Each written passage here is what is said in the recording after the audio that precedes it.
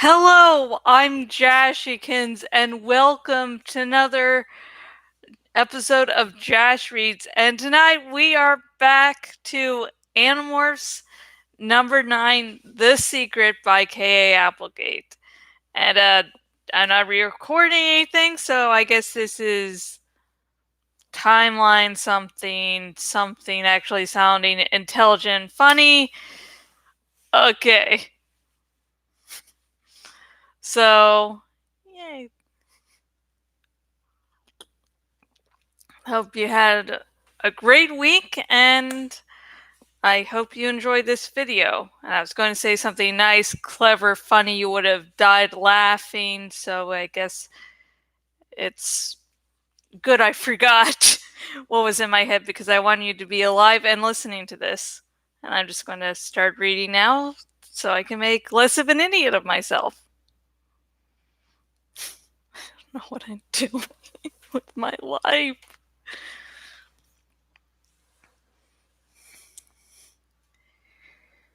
Over the next 2 days, we protected and nurtured a foursome of baby skunks.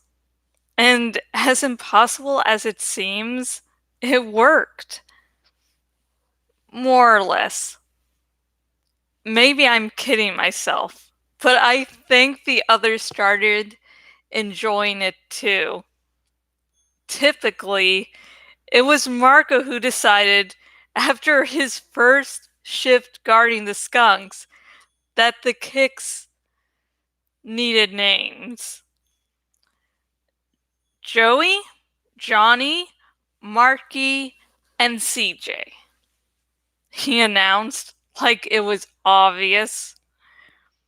The Ramones, the godfathers of punk rock. They would be honored. The one with the white stripe that kind of goes really wide, that's Joey. Now, Johnny. At first, I was the only one to morph the skunk mother. Then Axe did it. Then the others, one by one. I almost felt jealous. Right after school 3 days later, I went to the skunk burrow and found Tobias flying cover above the burrow. Hi, Cassie. How's it going, Tobias? Well, we had a little excitement. A hungry badger stopped by to check things out, but I chased him off. So the kits are all right? There are still 4 of them, if that's what you mean, Tobias answered. But they won't stay inside. They keep coming out and looking around, especially Marky. This isn't good, especially if they do it at night. I morphed into the skunk mother and crawled inside the den. Tobias was right. The kits were restless. They were growing fast, and they instinctively wanted to go out into the great big world beyond the burrow. I think I'm going to take them for a walk, I told Tobias. Is that a good idea? Sure. Why not? You should take a break. Stretch your wings. Tobias was relieved to have an excuse to take off. But as soon as he was gone, I started to have doubts about my brilliant idea of taking the kids out for a stroll. How could I keep track of them? What if they wandered off? But then, while I was debating, Marky made a wild dash outside, and I had to scamper to catch up to him. As soon as I appeared, though, the kid went meekly to stand behind me. One by one, the other 3 babies came out. And to my amazement, they lined up like obedient first graders. Okay, I said, although of course the kids couldn't understand me. Let's take a walk. I waddled slowly away, took about 10 steps, then turned to look back over my shoulder. The four of them were all lined up behind me. I was their mother, as far as they knew, and they were programmed to follow their mother. I waddled off, feeling a little strange, but happy. We walked that way for half an hour. We paused to sniff things from time to time, various animal scents, mostly. And then I realized something. We weren't supposed to just be going for a stroll. The kids were hungry. I was their mother, and it was my job to provide for them. If I didn't teach them to catch bugs, they wouldn't survive. Skunks eat some plants, but they also eat crickets and mantises and grasshoppers and even shrews and mice. I stopped walking and looked back at my kits. Four almost identical little balls of black and white fuzz. Four curious little faces watching me, waiting to see what I was doing, eager to learn. I'd been feeding them thawed frozen grasshoppers and thawed mice I'd brought from the clinic, just as I'd been giving Tobias food since he was too busy to hunt properly. But these skunk kids couldn't be fed by humans all their lives. Suddenly, a crashing sound, something rushing through the woods, careless, wild, noisy, and coming right toward us. I started to lead the kids back to the burrow, but the noise was getting closer.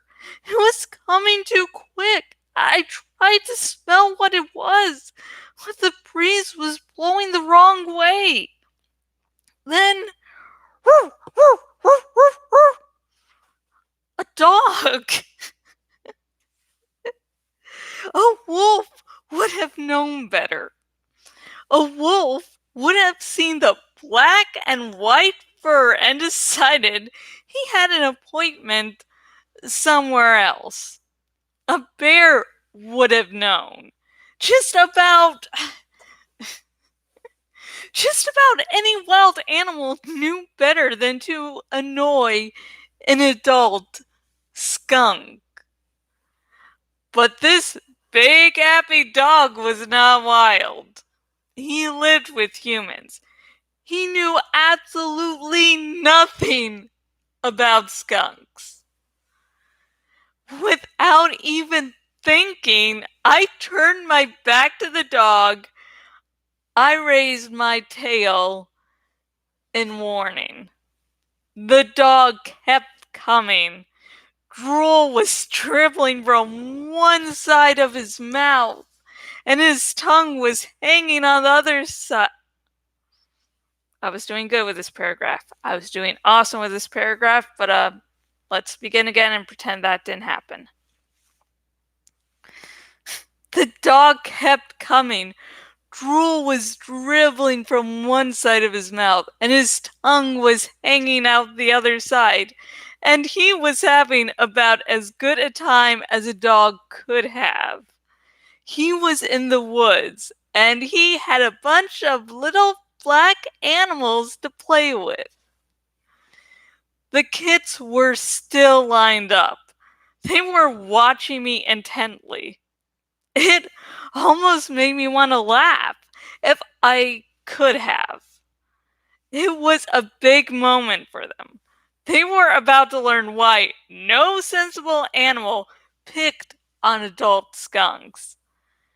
I had no experience in spraying, but the skunk mind within my own knew exactly what it had to do.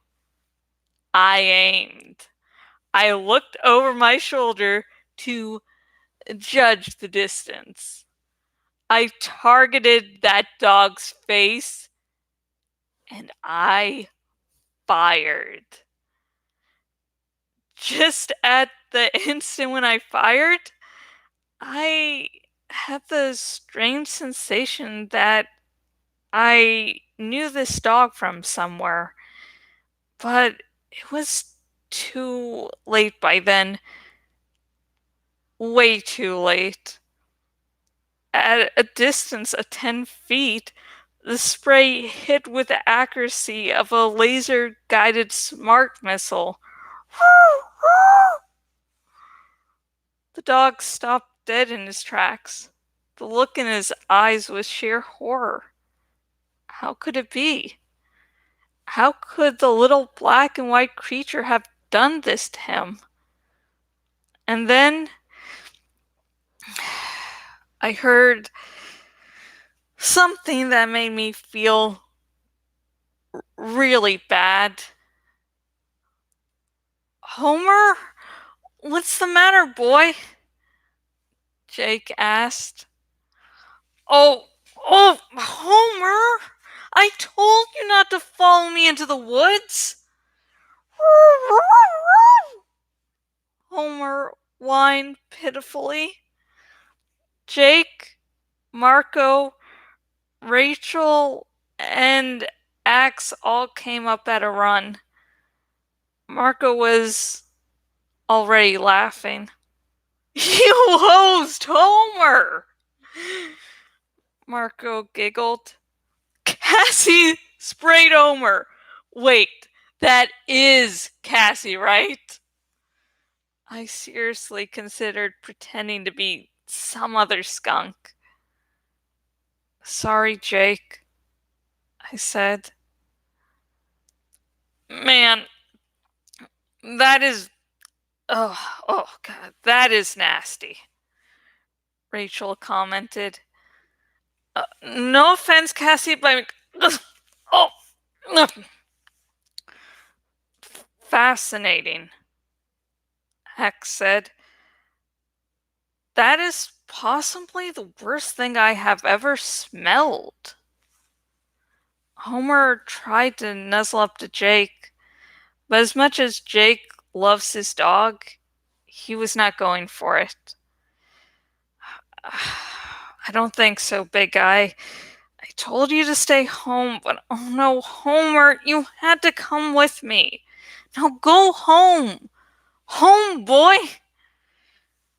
Homer decided home might be a better place than the forest, after all. He trotted off, tail between his legs. I believe the smell is causing me to become deranged, Axe said calmly. I may have to run away in panic. Take me with you, Marco muttered. Well, this is perfect, Jake said. Wonderful. My parents are going to so appreciate it when Homer gets back to the house reeking of skunk. Man, let's move away from this spot, okay? I mean, jeez, that's just awful. We moved away from the scene of the stink, back toward the den. I led the kids inside, where they seemed happy to curl up and sleep. It had been an exciting outing for them. I went back outside and demorphed. Homer will be okay if you bathe him in tomato juice and leave him outside for a few days, I said to Jake. Sorry. Not as sorry as Homer is, Jake said. But we have bigger problems. Look, Cassie, we came to find you and Tobias. That guy, Ferrand, X and Marco tapped into the Yerk computer at the logging company. Yeah. Marco grinned. The Axeman knows his way around computers. Yeah, well, we found something out. Frand isn't arriving this weekend. He's coming early. He's coming to cast the final vote on the logging in this forest. In fact, he'll be here in about an hour. And that's the end of this chapter. I almost said, and that's the end of this book. You know, just a killer cliffhanger there for no reason. Num num num num. So I like that this chapter was nice and slow, not really super serious, except near the end where it's like, okay, here's the plot of the book, you rested a little bit, here's the main plot. And I do like that. I do like that it gives you some time to breathe from all these contemplations about, you know, how can a pacifist be a warrior? Coming to terms that nature is blood red. And it's like, here's just a nice chapter where everyone's loving the skunks, where they name the skunks, where Cassie goes and walks with the skunks, and then and then she accidentally sprays Homer. So yeah, it's like, yeah, nice silly chapter, and then near the end we'll just put in something related to the plot near the end. So it gives, and that's actually sort of important when writing. You need to give breathing room. I mean, even if you're doing, say, something extremely tight and action packed, you can still give moments for your readers to breathe. A movie that was released this January called Underwater had great pacing because while it hardly gave you any moment to breathe, it still gave you moments here and there for you to catch your breath, which was extremely important so you still had enough energy to get through the movie. And so that's what this chapter sort of functions as. And I sort of see, since I don't believe Cassie has apologized to Tobias, really, I see their relationship at this moment be like, okay, yeah, you just like like sort of being on rocky grounds because Tobias is like, I have to eat. I have to eat, and I can't exactly go to the local McDonald's. And Cassie's still trying to get around this whole what nature actually is. So I was like, so that's why I read it them like I did. So, okay. Question for the video.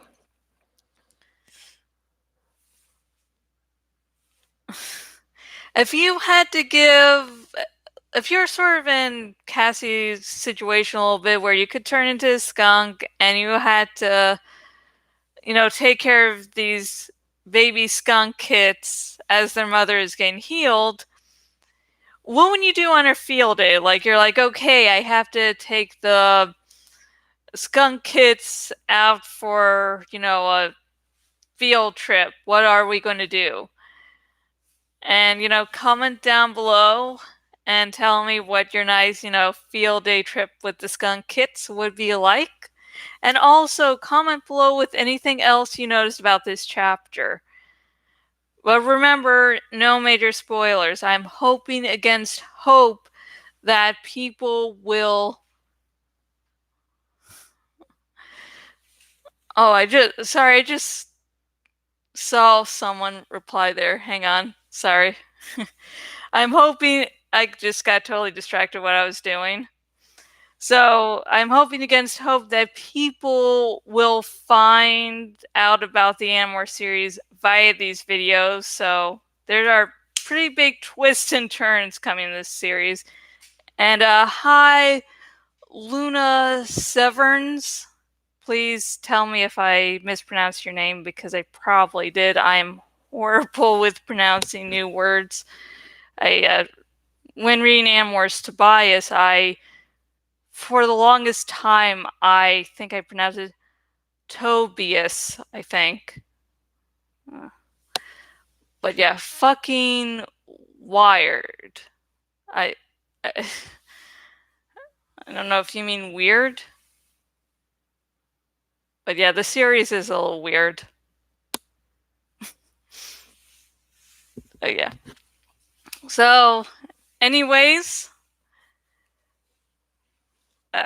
if you're watching this on the YouTubes, please like this video to, mess with the YouTube algorithm so people will be more likely to see this video. Also, remember to subscribe so you don't miss out on any more of my wonderful-ish content. And if you're watching this on my Bloggity blog and watching on the desktop version of my Bloggity blog, please choose the follow by email option so you will not miss out on anything I do. Not only these dramatic readings, mini reviews, full-length reviews, and a bunch of other stuff. And yeah, I have a future long post coming out in like 2 weeks, so I have a little preview of that if you're interested. And until next video, which will hopefully be on Monday, goodbye and have a safe and pleasant weekend. Bye.